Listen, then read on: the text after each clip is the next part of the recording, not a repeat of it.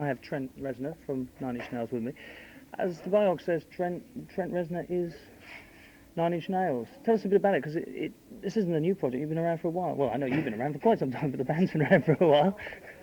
Um, Pretty much during the course of 1988, I had worked in a studio in Cleveland, Ohio, and toyed around with the idea of making music, collaborating, whatever. But I couldn't find anybody I wanted to work with, so I just did it myself with a computer. And by the end of that year, I had a pretty good idea what Nine Inch Nails was going to be about, and got a record deal on an independent label in the States.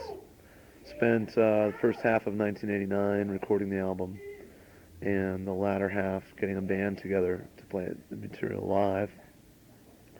The record came out in the States at the tail end of '89. We toured most all of 1990 as a band, four-piece band, and it just kind of evolved from there.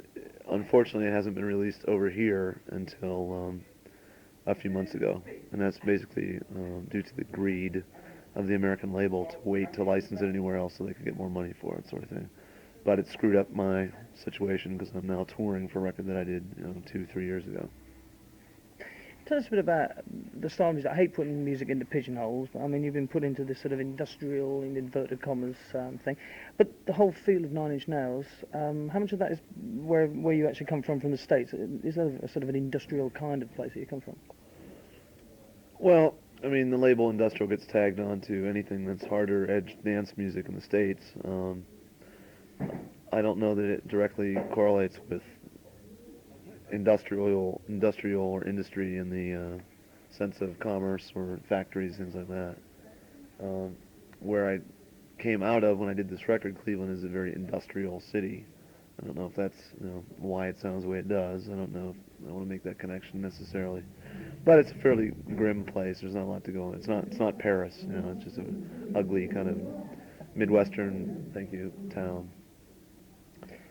Tell us a bit about the music. You said that you sat there with your computer and did it. I mean, the influences you got. I mean, obviously, I read the influences, but I mean, how come Nine Inch Nails sounds as it does? What were the influences? Well, I'd always been into electronic music. I'm a keyboard player primarily, and I also liked the idea of making some sort of music that was very aggressive or had some sort of statement to be made lyrically or musically. And with the tools I had at the time, which was basically a computer, I could simulate pretty much anything, but I was interested in making an electronic record that had some intensity to it, had a level of aggression by misusing technology, doing things wrong, distorting things. Um, what had influenced me at the time a lot was a lot of the bands on the Wax Trax label in America, such as Ministry, um, Skinny Puppy to some extent, Fetus, bands like that. I just thought it was cool that this is this real intense grinding music that couldn't have been made 20 years ago because the technology didn't exist to do that. And it was just a kind of a new, not really new, but using new technology to create music that could be considered, I guess, rock music, but it's not done with guitar, bass, drum format. How much resistance did you get? I mean, it is different. I mean, we haven't had anything in this country for. Well, we haven't had anything in this country like Nine Inch Nails. Have you met much resistance along the way because you are different? Well, I don't think we're doing anything, I mean, startlingly new as far as what instrumentation we use or anything like that. I've got, the people that I listen to, I've done, before I've done distorted vocals, I've used computers, I've used drum machines, things like that. What I think we did was take a genre of music that's kind of bubbling under in America that's got a pretty decent cult following, and then throw some other elements in the stew that are not typically found in that type of music, like lyrics that have something to say, a more traditional kind of pop song structure as far as choruses, verses, hooks, things like that. And that made a kind of odd record that wasn't really a purist industrial record. It was electronic, but it wasn't all electronic. I mean, live, our show now has kind of turned into, I don't know, it's kind of rock, it's kind of, I don't know. It's not a pure electronic show by any means, and we're not the kind of band that anyone can look at and say, oh, that's a definite example of this form of music, because it's a stew of a variety of things. And that's the direction we're going, is expanding whatever genre we're lumped into by just throwing in stuff that you don't expect to be there and not doing the obvious, thing. It must be maturing or changing as you go along. I mean, you said that you're now touring with a fairly old album. How much has it changed over the years? Because, I mean, obviously, things must have changed for you performing it live. Yeah, we toured, like I said, starting in 1990, the beginning of 1990, we toured pretty much through August. Then I went on tour with Revolting Cocks, who I'm now affiliated with. And then we did the Lollapalooza tour in America right prior to coming over here. And the music, I think the cool thing was when I arranged the band the way it was, I made people play things that weren't played live on the record. And I figured that if I wanted to go see a show, not that it can't be done well, but I didn't want to go out with just a tape deck and one person. I wanted it to be, I thought the music was strong enough or lent itself to being interpreted by someone really playing drums, someone playing guitar, someone, playing keyboard parts that matter. So we split it up so it's half electronic, half kind of real instruments. And it gave us enough freedom that the music was able to breathe and kind of mutate over time because it wasn't just singing to a tape every night. And it got a lot harder and it got a lot uglier and it got meaner and the shows got more violent and more aggressive, not through some carefully planned out strategy, just through playing it. When I did the record, I wanted to have some amount of honesty involved in the record. I wanted to be very true to how I felt and do what I thought was right, regardless of if it's ever going to sell. And it sold far more than I ever thought it would in the States. So that message that was told to me from that was maybe some people got that integrity or honesty out of it. And that's what I'd like to think is why it's done as well as it has. Now to transfer that to the stage, you come up with a problem where, in your studio, if you have a bad day singing, you can always go in the next day, do it again. And on the stage, it's hit or miss. And as of recently, we've become very inconsistent, I think, because if we're not in the mood to play, or if we played this stuff so many times. I mean, if we don't create that chaos and that emotion when we walk on stage, or we're in front of an apathetic audience, we just had a couple dates where we were misbilled opening for the Wonder Stuff, which is about as far off from us as you can get. And it was in front of a crowd of people that had never seen us, didn't know who we were, and weren't ready to hear the kind of music we were about, an abrasive kind of in-your-face smack, instead. So we were met with a lot of kind of apathy and just, what is this? What are you doing? And when we have a show like that, I can't go on stage and pretend I'm in front of, the best crowd I've ever had. And then the show gets destructive, or it stops in the middle, or it's just it's unpredictable now. But it's true, and I think that's what's kind of cool, about it. So, and it's a matter of exhaustion too, because we've been touring a long time, and I'm anxious to finish the new album that I'm working on. We mentioned that the actual music for Nine Inch Nails has been around a while, and you put the band together. How sort of stable is that band now? Is Nine Inch Nails now the band, or is it still now Trent Reznor? No, it's the band was people I got together, and this is not to slight them in any way, but it's people I got to play the music that I wrote live. And that's the only context I've worked with them. We've not sat down and say, okay, let's write a new song, everyone jam, and let's come up with new parts. It doesn't work that way yet. And the new record that I'm working on now is still just me, and there will be other people playing on it. I mean, the first one I did totally myself. I've realized that I like the sound of live drums in certain contexts. I like the sound of good guitar playing, neither of which I'm capable of doing myself. So I'll have other people play on that sort of thing. But I'm kind of the arranger, piece putter together type thing. The band I have now fluctuates. It's never gone 2 tours in a row with the same personnel. The guitar player's been with me from the start, but everybody else has kind of rotated. It's just to breathe new life into it, and they're aware of that when they're hired. It's kind of to do this tour, and if it works out, it works out. If it doesn't, it's an experiment for me. The majority of people I talk to actually tend to sort of say that they don't like going into the studio, but looking at the singles, there's lots of remixes. The way the music has come about with the computer. I mean, obviously, studio work for you is very important. Yeah, I mean, I what's interesting about the studio versus live, the studio is where all the thought goes into it, and that's where I think the art is created. Live, it's kind of recreating something, reinterpreting it, and very visceral, there it is, let's see what happens, kind of confrontational way. The studio, for me, is a real meticulous, go back, think about it, edit, re-go back, think about it, edit, go back, go back, go back, until I get something that I think works on a multitude of levels, not just, you could hear it one time and think that's pretty cool, but you could listen to it 10 times and still get picking out stuff that went into it. A lot of different layers of thought went into that album. And I think that's the coolest way. If you can get a record across that you can listen to on a bunch of different levels, that's, to me, what I'm shooting for, versus anything else. I mean, listening to the new single on the CD, it's got 3 different versions on there. Like a whole? Yeah, like a head like a hole. You've got 3 different versions on there. I mean, is this something that is this something that's sort of not been out of your control, but people say, "Oh, we'll do it this way," or are these different facets of the same song that you've wanted to see? I've learned a lot just from the whole. I mean, my maturing has also crossed over to. There's things I wouldn't do that I've done.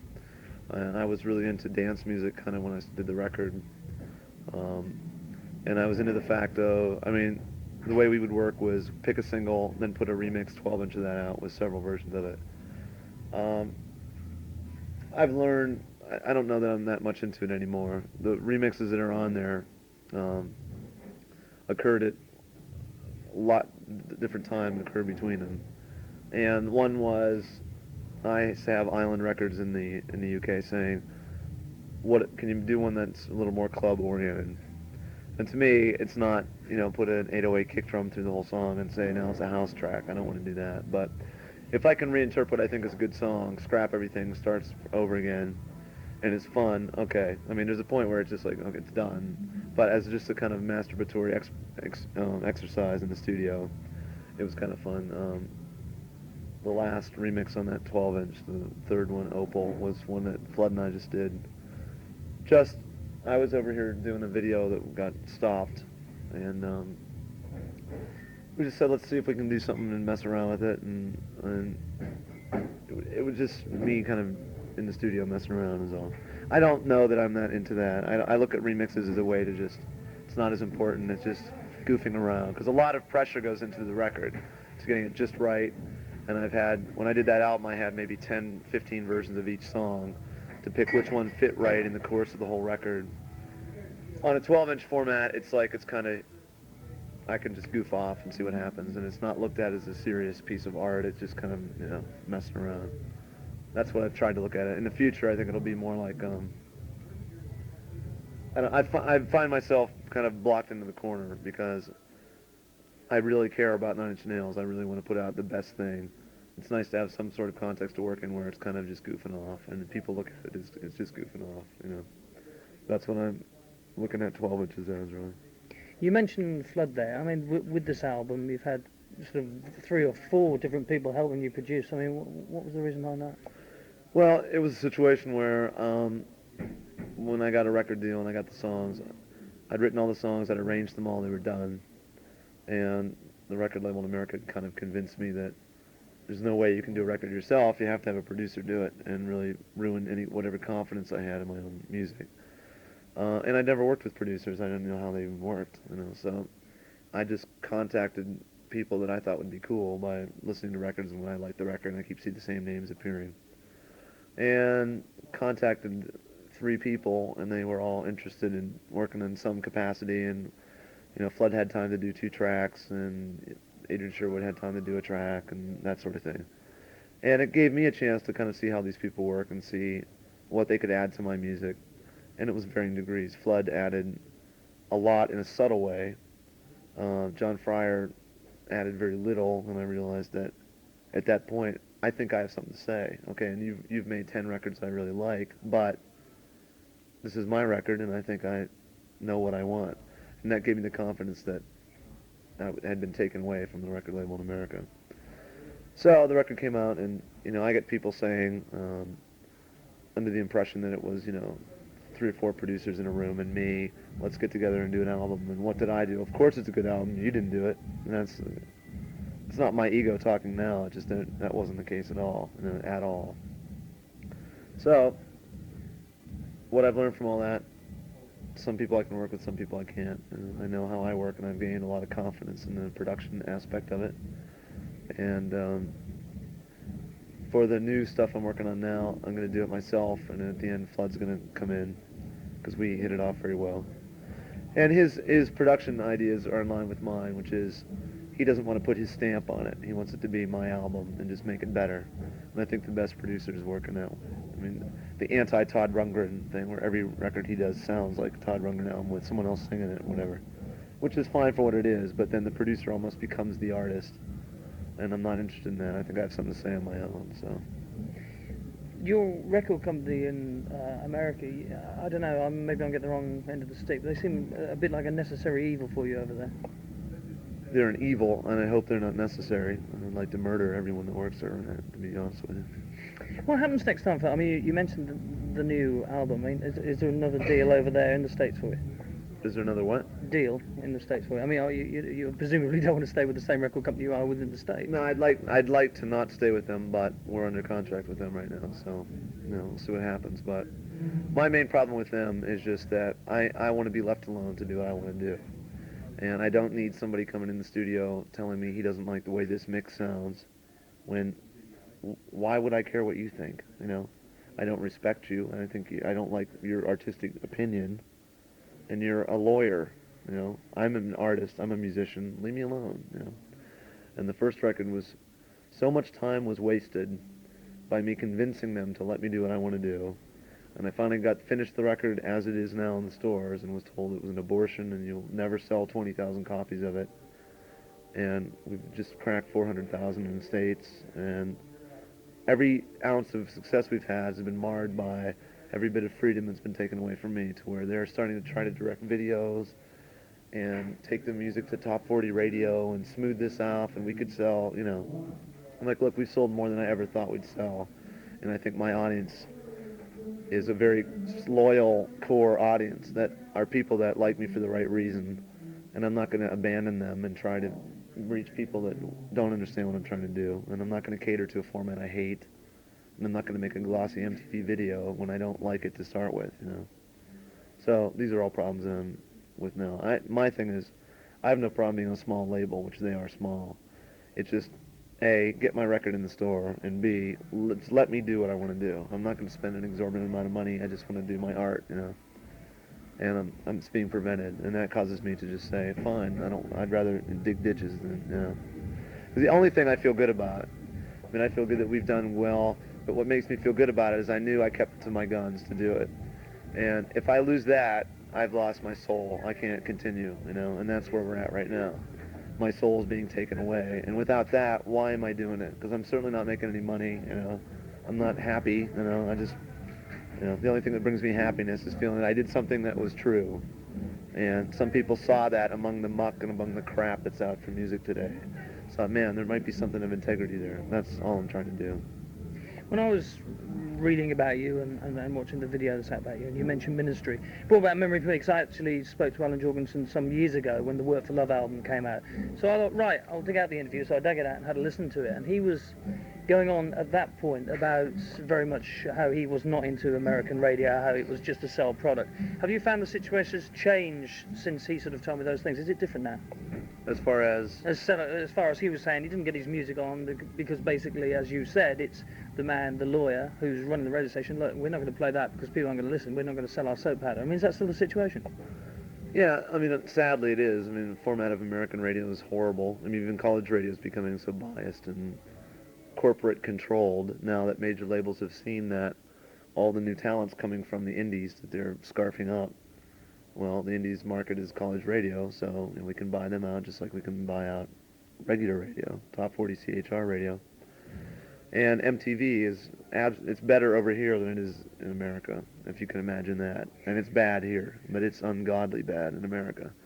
And they've got their 120-minute show where it's alternative videos featuring the new REM video. What's alternative about that? They were alternative 10 years ago when they came out, but they certainly aren't now. And that's pushing the bands that are alternative, that have cool videos, that gambled the money to make a video knowing it wouldn't get played.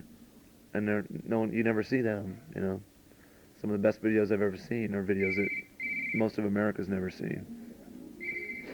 It must be famous tonight. You are actually, if you get a chance while you're in the country and you get somebody who's got Sky TV, watch a channel late tonight called Tele 21, which is a German channel. And they actually do sort of sections of dance music videos, and the alternative videos are there, are good, the Butthole Surfers and bits and pieces. And you actually get a chance, as you say, to see videos that you wouldn't see on MTV. Yeah, what gets me is, 24-hour a day music programming. You'd think a half an hour a day from 3:30 a.m. to 4 a.m. when no one's watching anyway. Put on the stuff that has some integrity to it that people can't see. How much money are they going to lose by doing that? I'd stay up, I'd tape it, I'd watch it, whatever. And I know I'm not the only person that feels that way. But I mean, how many times do you want to see In Excess, or Skid Row? I mean, Christ. I can't believe people we buy the videos in the stores because it's on 24 hours a day. That's what I feel sickening. I think the whole corporate thing is it's defeating because it's not about art. It's not about music. It's about, pushing the product on the masses. That's how an entity like Vanilla Ice can ever come into existence. I can't believe anyone buys that record and just says, this is great. Well, they put him on at the NEC down the road and he pulled 2,000 people, so that sort of puts the end to him. Let's get back to your music. You've got your new album. I mean, the stuff, as you said, the Pretty Hate Machine has been around for a while in the States, so it's fairly sort of old music. I mean, is there going to be a dramatic change now for you musically on the new album? Because there has been that much of a gap. Yeah, it's going to be a lot different. I mean, it's not done yet. But, again, what I was saying about being true to the way I feel when I did the last record, there was a time right after it was released and we did a couple tours, and we got pretty successful, and all of a sudden people liked it. I started thinking, okay, it's time to do a new record, which is about a year ago. And I sadly realized that I didn't really have anything to say. And I was confused, and I was like riding this high of popularity, and wow, we got something here. Why do people like this record, I like it. Why do I like it? Well, I did it, And after going through a period of about a couple months of realizing I just don't get it, I realized that I hope it's because, as I was saying, it was pretty honest with where I was at the time. Well, I've changed since then, and I've changed even a lot more since when I thought that a year ago. And I realized I have to make a record that's true to how I feel right now, but I don't think it's going to be as accessible as the last one was. It's going to be a lot uglier. I've got little uglier topics to talk about. It's meaner. It's tougher. I think the music's going to be a bit more abrasive. And that might lose some of that pop sheen that, is all over Pretty Hate Machine. At the same time, I don't want to put an album out that's just a wall of noise that no one can get into, because I'm totally into the idea of being able to suck people in a little bit, Give them something that is not so out that they can't listen to it, but something that gives you a reason to want to hear it again. And maybe by the first time you hear it, you're not sure what that's all about, but you'll give it another chance. Third time, it's pretty cool. Fifth time, you like it. And the 10th time, it's your favorite album, and it's not worn out yet. That's the ultimate goal, to do something like that. But as angry as I am right now, it's going to be a challenge to keep that side to it, because I'm tempted to put out a record in how I really, really feel, which is, it would be make your ears itchy when you put it on the turntable. Yeah, I mean, a lot of things have happened actually, I suppose, since Pretty Hate Machine. Have we any sort of time on the new stuff? I mean, are we going to be hearing any new Nine Inch Nails in the immediate future? There's nothing ready to go right now. I hope to have the album written by the end of the year, and then there'll probably be 4 months to record it, because it's going to take a long time. It may go quicker, but I'm basing it on how the last one went. And then, knowing our label in America, it could be 15 years before they can get it coordinated to get it pressed or something, Until they find a new pressing company that they don't owe money to put the record on. We got a new single coming off from this Pretty Hate Machine album, so we'll sort of finish off with that. I believe you've got Sin coming out next. I think that's the next one over here. Well, I'd like to wish you all the best on the rest of the UK tour. I look forward to coming back, and I look forward to hearing some new stuff, because I'm sort of getting well into Pretty Hate Machine. I'm ready for some new stuff myself. I'd like to thank you, Trent, and wish you all the best on the rest of the tour. Thank you.